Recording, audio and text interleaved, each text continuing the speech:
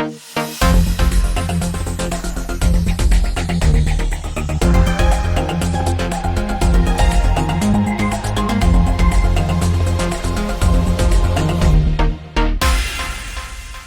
следите неделното интервју на Радио Слободна Европа. Денешен гостин е подпредседателот на ВМРО-ДПМН Александар Николовски. Господине Николовски, како вие лично ќе се однесувате кон референдумот? Ќе гласате за, ќе бойкотирате или па ќе гласате против? Па уште не е закажан. Многу е битно да видиме какво ќе е прашањето и каков ќе е референдумот, која ќе е категоријата.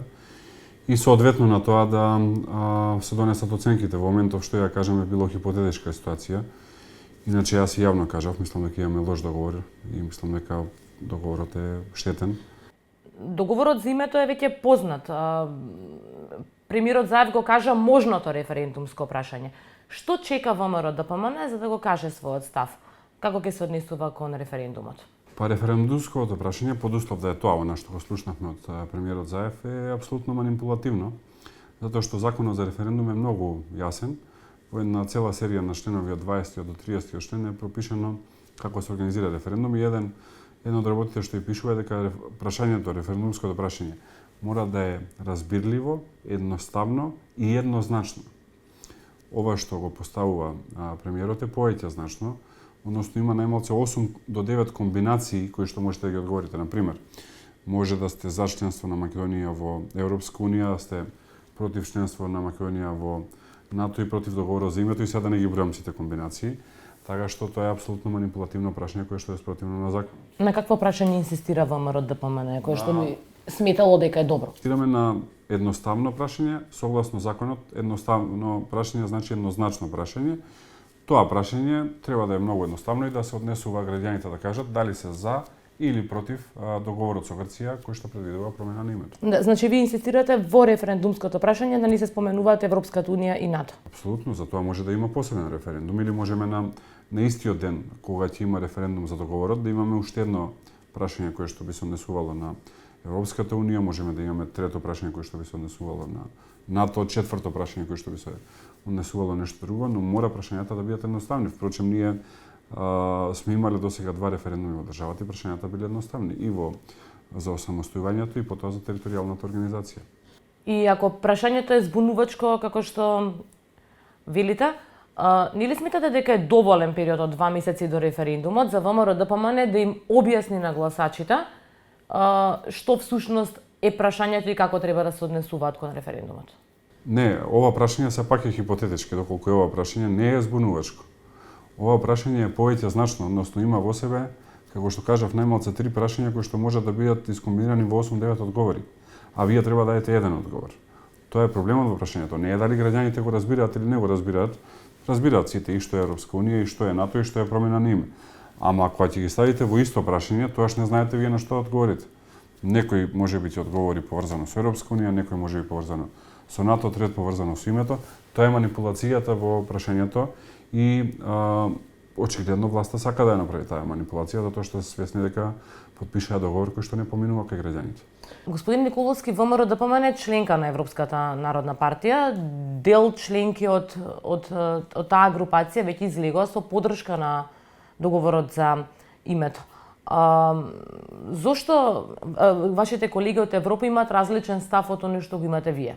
Па има различни членови во ИПП, например, има и уште една партија што не го поддржува, тоа е Неа демократија од Грција, сигурно и Сестринската партија од Кипар не го поддржува и така натака. ИПП е едно големо семејство на различни. Зборуваме за повеќето излега со. Јас апсолутно имам разбирање за сите оние кои што го поддржуваат договорот, не само од Европската народна партија и од Европа и Соединетите американски држави, затоа што е факт дека ние со Грција имаме проблеми и факт е дека тој проблем треба да се надмине. И кога некој во Австрија или во Унгарија, ја видовме писмо прати премиерот Орбан, или во Германија, канцеларката Меркел ќе слушне дека Македонија и Грција се договориле, прва работа што прави е го поздравува договорот. Никој не навлегува во деталите од договорот затоа што тие нема да живеат со тој договор, туку ние ќе живееме со тој договор.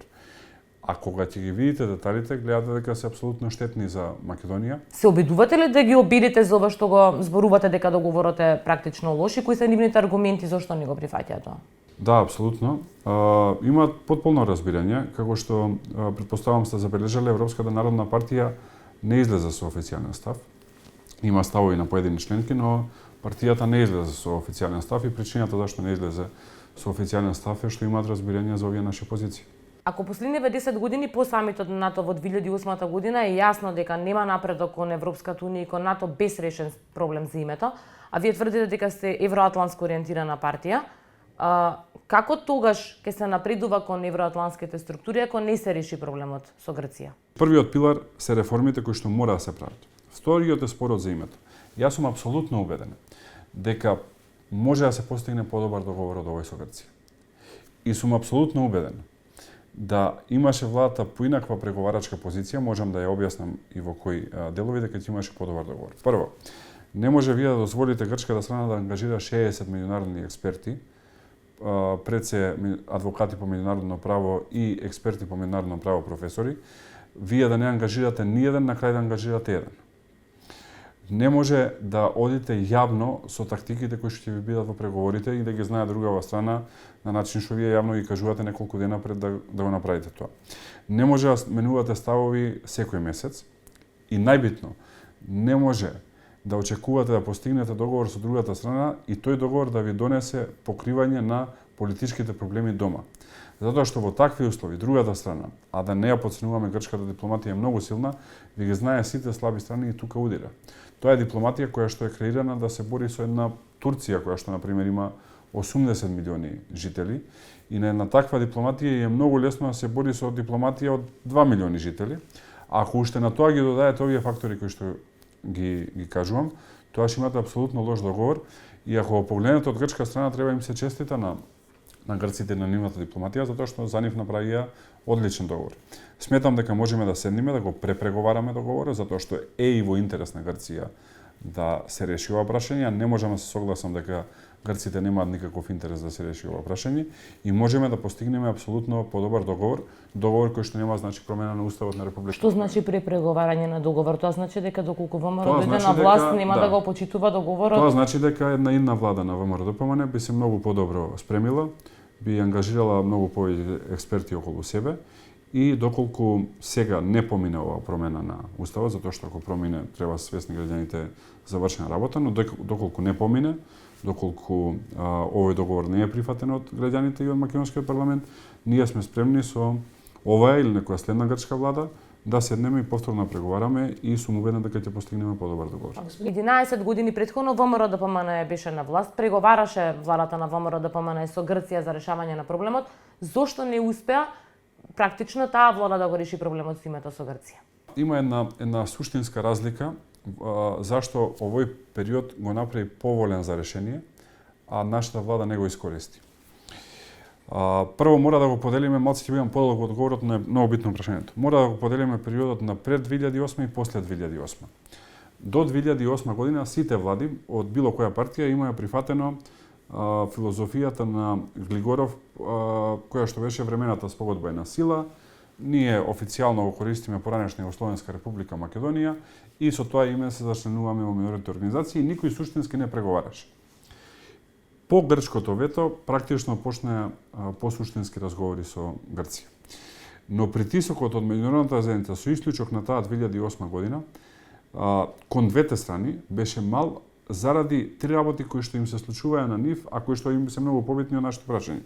Прво се случи светската финансиска криза, само што заврши почна европската должничка криза, само што заврши почна мигрантската криза. И клучните луѓе во Европската унија и Соединетите американски држави имаат собствени главоболки. Овие две години, 2017 и 2018, се првите две години на апсолутна стабилност и напредок во западниот свет и ако го видите по бројките на економски раст, тоа апсолутно ви го покажува и во Соединетите американски држави и во Германија и затоа се посветија на прашањето. И јас мислам дека таа посветеност требаше да се искористи во правилна насока. Таа посветеност сум сигурен дека ќе остане уште неколку години, затоа што овие трендови позитивни ќе продолжат и треба да ја искористиме за со аргументи, не само со политички настап, представиме подобро решение кое што ќе го прифати меѓународната заедница и ќе изврши притисок врз Грција како Грција би го прифатила. Дали вие како потпредседател на ВМРО ДПМН сте за амнистија за случаите што се водат против поранешни функционери на ВМРО ДПМН? Па има многу случаи, сега мислам дека треба да ги поделиме. Ако зборуваме за 27. Не зборуваме за 27 април, збориме за Да. поранешните партиски функционери на ВМРО ДПМН кои што се опфатени во случаите на специјалното јавно обвинителство. Затоа прашав два дела се во кој дел. Во однос на специјалното јавно обвинителство има две работи кои што се непобитен факт. Три. Првата работа е дека специјалното јавно обвинителство беше политички формирано со политички договор.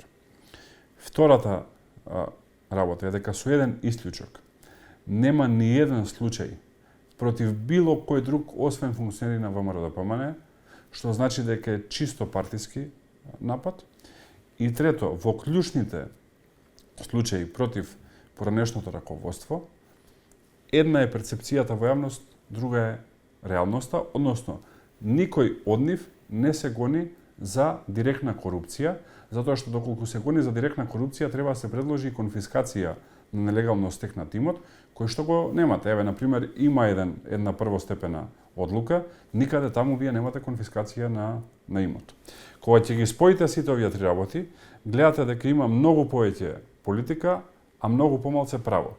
Јас би бил посреќен кога би било обратно, кога ова не би било политичка тема и кога би можел судот непристрасно да одлучи.